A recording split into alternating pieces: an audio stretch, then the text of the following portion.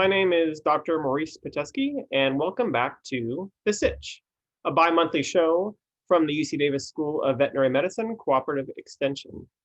Today, we're going to talk turkey about turkey. Specifically, we're going to answer 3 common questions about turkeys you always want to know, but we're afraid to ask. So before we talk turkey, just a friendly reminder about the rules of the Sitch. First one, this video has to be 3 minutes or less.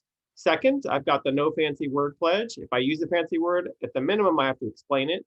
Try not to use it in the first place. And finally, I have to have 1 chicken or turkey joke or pun.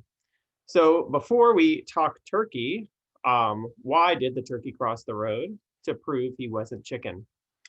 So that joke actually leads me to my first point. Turkeys are not just big chickens, so don't treat them like chickens or else you will have problems.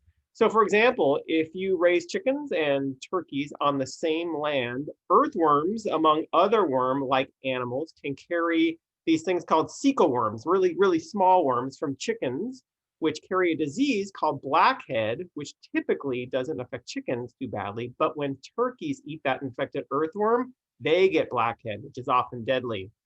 Long story short, it's not ideal to raise chickens and turkeys together, no matter what you read on the internet.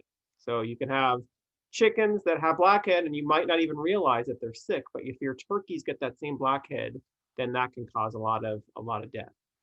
So don't raise them together.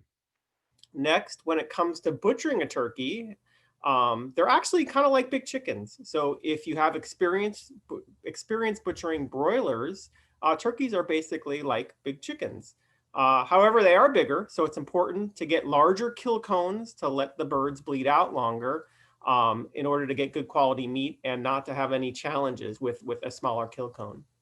Also remember that big turkeys are bigger and stronger than chickens, so be careful because they can hurt you if you don't handle them carefully. Finally, when it comes to food safety, assume your turkeys, like your chickens, have Salmonella and Campylobacter, which are 2, I know it's a fancy word, but these are just 2 common bacteria that can make us sick, which might not necessarily make your turkeys sick. So when you are butchering them, if you nick the gut, if you have your scissors or something and you get gut contents on any of the meat that you're going to be eating and processing, my recommendation is to get rid of any of the meat that's contaminated. Sure, people will say, well, if you cook the meat to 165 degrees Fahrenheit, which you should do regardless, you will kill those bacteria. But I worry about all those places in your kitchen and on your clothes that you accidentally cross-contaminated with those bacteria. Those aren't going in the oven. So if you do nick the gut, it's best to just get rid of any material that might have been contaminated and not to get in that habit. Don't reward yourself for making a mistake.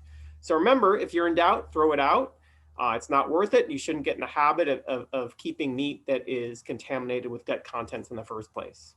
So I hope this was helpful. And as always, if there are topics that you would like covered on the Sitch, please reach out to me at drcluck@ucdavis.edu. Thank you and have a great Thanksgiving.